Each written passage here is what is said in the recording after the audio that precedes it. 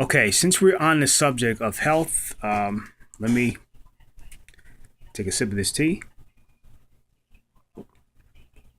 And the tea that I'm drinking right now is to let me regulate your blood pressure. I don't know if you can see it. The holistic way. It's not a total cure for your high blood pressure, but hopefully I can get off the medications by my next doctor's visit. So I'm drinking this tea just to kind of see what it does. And so far, I've noticed that certain times of the night, my hands would sometimes swell up a bit, which it hasn't. Maybe because I'm the part of the fasting that I'm doing, and I want to talk about that in this video, since I'm on the subject of health and wealth. Really, health and just keeping a healthy body. I guess this past month, I'm not really a church going type of person. I don't really attend Sunday services. I do believe in the Creator, but I'm not really a practicing Christian, so to speak. So I decided to go just to kind of reconnect with some people that I've known for years, because you keep running into these people on the streets and say, hey, why don't you come back to church? I'm like, nah, man, it ain't for me. And it really, right now, it isn't for me right now, for me to partake in that. But I decided to, take them on their invitation. Now, this church I attended, and I used to go regularly as a youth. Now, I was very active in the ministry years ago. If I stuck around, I probably would have been somebody important, meaning a deacon. I would have had a title by now. But it just wasn't for me. And it still isn't. And I don't want that title, at least not right now. I don't believe in that. I'm just an ordinary guy working and living life the way and best fit that I know how. But anyway, out of all the years that I've attended this particular church in the city that I reside in, and have so since I was a child, the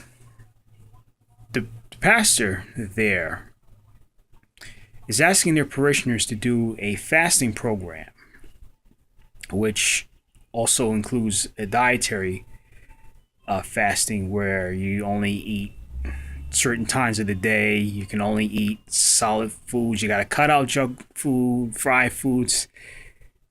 And when he announced it in church, people were like, oh, we got to cut out fried foods? I'm like, yup, fried foods. Yup. And I said, pork. But I guess people were too preoccupied with the fried foods because they, black folks in the church, they love their fried chicken, they love their fried foods, they love their ham, they love their pork. But these kind of foods is what's making us sick, people. I'm telling you, you got to cut back on that stuff. Not saying to give it up completely, but you got to cut back and cut down on it. And if you can't eliminate it from your diet completely, by all means. But these folks are sedentary in their ways. I know I was once sedentary in my ways. I had to change because I was going down a road in my health that wasn't good. And I didn't like what I was seeing. And I was on my way to certain aspects in my life that I was going to either be taking a bunch of medications or I was going to be sick for like the next few years or more until the day I die. I'm like, you know what? While I'm young, let me change some things. Let me take some things out of my diet, out of my life to get to where I need to be at my optimal health, which I am right now. It took me several years to get to this where I'm at now. If you look at some of the older videos that I've done, you notice the difference. If you haven't, oh well. But I noticed the difference when I watched the videos. I'm like, well, damn, lost a lot of weight. People even say, yeah, you lost a lot of weight. You look different. I'm the same person. With the weight, without the weight. But anyway, getting back to this fasting that they've called their parishioners to do. And like I said, I've been attending this church for many years, and I've never known the preacher there to call his parishioners to fast and pray. But I want to focus more on the fasting. It says, for the details, it says, do not drink soft drinks, carbonated beverages, or alcoholic beverages of any kind. And the second part, it says limit caffeinated drinks to one per day. The second item or third item is to say limit TV to religious, educational, kids and family or news programming. Limit your sports. So I guess limit your activities, not totally eliminating it. It says also limit phone, internet, social network usage unless for school, work, study, or sharing your faith. Well, I'm using the social media to kind of share this with y'all. One thing it didn't, there's a couple things about this fasting, and I'm not trying to critique it or trying to pass judgment, but what they should have included as far as substitute, which it probably talks about it more in week 1. It does talk about water. I see 100% fruit juices, fruit or vegetable smoothies are permitted. On Thursdays, fast from all solid foods from 6 a.m. to 3 p.m. I know some folks, it's going to be hard. And if you have certain medical conditions, you may not be able to do that. Add more fruits and vegetables to your daily menu, which I just bought some apples yesterday. Eliminate all fried foods. Like I said earlier, junk food, sweets such as cakes, pies, candies, and cookies. I'm glad they put water in there because not many of us drink enough water. And the water that we do drink is either carbonated or it's tap water. Excuse me. Or we don't drink enough water. That's why we have the illnesses that we have. I noticed the parishioners there in this particular church, especially the women there.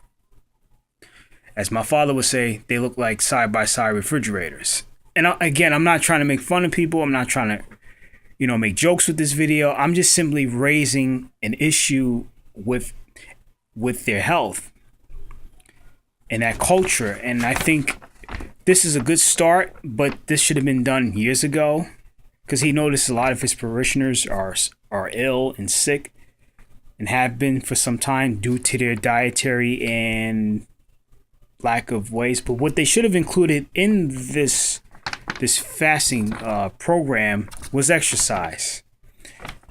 Not strenuous exercise, but something simple as walking. I mean, instead of you driving, because I know most of them drive that live on the same block that I do. And some are young like me and others as old as my grandfather. I mean, I can understand my grandfather. He really needs to kind of slow down with his running around and stuff. But people young like me can walk. And plus the parking here that I live at is ridiculous. So, if you move your space, you're going to definitely lose it. So, but they should have included some kind of simple basic exercise like walking to the store instead of driving. That can help in achieving your goals in terms of weight loss, in terms of cleansing the body. And what they should have also added was some kind of herbal or holistic practices, such as drinking tea, which I've been drinking since November, a little after Thanksgiving, because our coffee pot broke. So it's been a while and it's been, difficult these last few months to get another one. But eventually we're going to have to get a new coffee pot. I don't know if I'm going to start back drinking coffee once we get the coffee pot situated, because I'm used to drinking tea in the morning. Excuse me. So with this tea that I'm drinking, this blood pressure tea, they have all kinds of teas. You can get your standard green tea at this health food store. The health food store is called A1 Nutrition. I think I have their business card here. And again, I'm not trying to promote or plug. I think it's if you can see it here in the camera. I'll probably put this in the description box location, or if you want information, I can send you a message as to where it's located. Again, I'm not trying to promote or plug in this video. This is not a paid endorsement. This is just part of and I was buying this the day before I went to Sunday service, because I'm tired of taking medications. I want to do something better with my life in terms of my health wise. I'm on the right track, but I need to enhance it more. So let me try these herbal holistic medicines, kind of cut back on some of the fast food and all the fried stuff, all the bad stuff that's making us sick, and just go from there.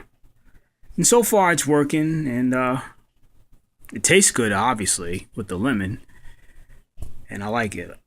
I'm gonna start stocking up more on that. In week 2 on this fasting, it says continue with the fast schedule of the previous week. This week, eliminate all meats except poultry and fish. That includes pork, folks. So if you're serious about it, don't eat pork, because pork is one of those type of meats you should not eat, especially if you're of that Christian faith. I mean, I'm not trying to preach and not trying to quote scripture here, because I'm not that type of person. I just choose to cut out pork because it's not for me. I noticed I was eating a lot of it, and it was making me gain all this weight. Plus, at the time, I wasn't exercising. I was living a sedentary lifestyle, office work type of job where I would sit at a cubicle or in a staging area and not really get out there and do much work, or I would eat the same bad foods that I was trying to eliminate while sitting on my butt a good few hours out of the day. So, let me continue on reading what they say in the second week. Replace refined products such as white bread, white rice, pasta, and whole grain. With white rice and pasta with whole grain. They must have written it. And incorporate more nuts and seeds into your daily menu, which we should all be doing this. And this should not be, I'm going to say this without further ado, because I'm in now 12 minutes of this video and counting. We shouldn't have to wait until a preacher, this message goes to the people in that church and to any churches that you have attended. You should not wait till your preacher decides to say, hey, let's all do a spiritual and physical fasting. This should be part of your daily regimen. Even if you're not a practicing Christian, such as myself, you should fast, because fasting will clean out. It'll help your digestion. I've done it before, not in terms of the prayer aspect and the scripture reading, but just eliminating certain meals a day for a couple days. Like the type of work that I'm doing, I can't always sometimes stop and get something to eat because I'm always on the go. And that's part of like my fasting. And what I do is I substitute meals with water, and I usually eat like a little peppermint candy to kind of keep the foul taste out of my mouth. And it kind of gives you some, a little bit of something for the body, a little bit of sugar, because they put sugar in the mints. So a little bit is fine. It's not going to bother you. That's how I was able to lose some of the weight, as well as cutting out certain foods, incorporate an exercise regimen routine, and water. So that's all I did. That's how I lost some of the weight. But we shouldn't, like I said, wait for a minister to tell you to fast. This should be part of your journey to do so on your own at your own free will. You incorporate different techniques. You can use this as a guide that I've just said. If you attended this church in the city in which I reside, you should have gotten one of these. You can still use it as part of your fasting regimen, but you shouldn't have to fast when they tell you to, or at certain holidays. I think is it Lent, I believe.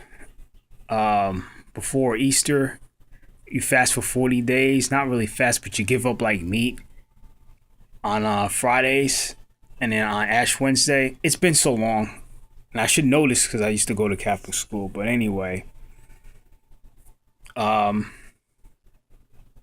kind of part of the fasting too. You give up certain foods. You can even give up whatever you like. It's part of your spiritual growth and journey. Give up certain aspects of your life, certain vices that you may do, and go from there. And it's all about discipline. That's all I have to say. Kind of tell your body, kind of resist the temptation. Say, hey, No, I don't want it. No, I don't want it. No, I don't want it. And try for a couple of days and see if the results work. And then once you reach your goals, then you can go back. Not saying go back buck wild, but just go at it gradually. I know this has been a long video. Let me just cut this short and say this.